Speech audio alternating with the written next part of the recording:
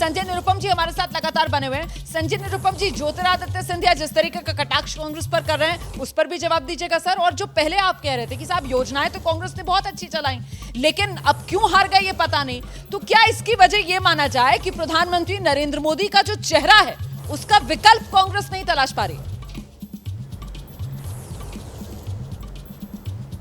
ऐसा नहीं है। ये देखिए, एक बात सही है कि प्रधानमंत्री जी हमेशा फ्रंट फुट पे खेलते हैं और राज्यों के प्रचार में भी वो प्रधानमंत्री से प्रचार मंत्री बन करके खुद ही सब कुछ अपने सर पे लेते हैं। कहीं कहीं वो जीत जाते, कहीं कहीं हारते भी है। कर्नाटक में हार गए थे, उनका ही चेहरा पे चुनाव लड़ रही थी बीजेपी। हिमाचल में उनके चेहरे पे चुनाव लड़ रही थी बीजेपी।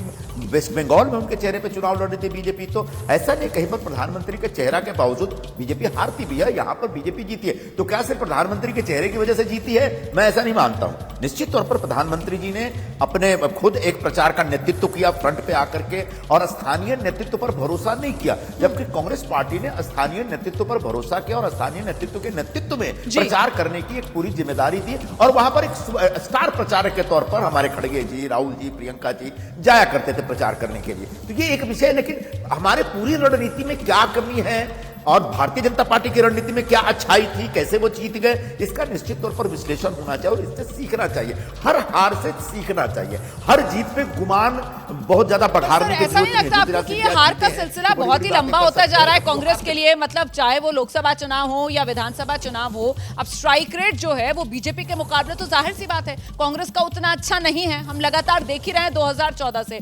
ऐसे में सवाल ये कि क्या जनता की नब्ज कांग्रेस पार्टी पकड़ नहीं पा रही?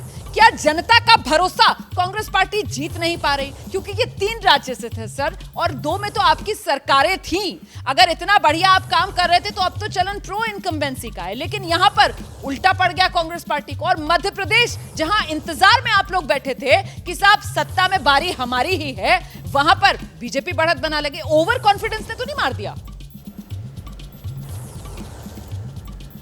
देखिए, जनता का नब्ज हमको नहीं मालूम होता तो हम कर्नाटक में नहीं जीतते। जनता का नब्ज हमको समझ में नहीं आता तो हम तेलंगाना में नहीं जीतते। जनता का नब्ज हमको मालूम नहीं होता तो हम हिमाचल प्रदेश में भी नहीं जीतते। ठीक है, जनता का नब्ज मालूम होते हुए भी आप कहीं कहीं हार जाते हैं। ऐसा मैं नहीं कह सकता कि कांग्रेस पार्टी का प्रचार तंत्र अच्छा नहीं था। सच पूछिए तो कर्नाटक ने कांग्रेस को चुनाव प्रचार का एक टेम्पलेट दिया और उसी टेम्पलेट के बेसिस पे मध्य प्रदेश में, राजस्थान में, छत्तीसगढ़ में, तेलंगाना में, चारों राज्यों में एक जबरदस्त कैंपेन हुआ। भारतीय जनता पार्टी के कैंपेन से कहीं कम नहीं थे, बल्कि कई जगह भारतीय जनता पार्टी के कैंपेन पर भारी पड़ रहे थे। बावजूद इसके अगर जन सामान्य ने, जनता जनार्दन ने भारतीय जनता पार्टी को वोट दिया और हमको वोट नहीं दिया, हमको नहीं जिताया, तो ठीक है, इस फैसले को हमको स्वीकार करना पड़ेगा। ये लोकतंत्र है और लोकतंत्र में जनता का फैसला अंतिम फैसला होता है। हाँ, अब जनता का फैसला हमारे पक्ष में क्यों नहीं आया, निश्चित तौर पर इसका विश्लेषण होगा, इसका एक आत्मालोचन होगा और उसके बाद आने वाले दिनों में इसको दुरुस्त करने का भी प्रयास किया जाएगा। बहुत शुक्रिया संजय निरुपम जी, एबीपी न्यूज के लिए समय निकालने के लिए।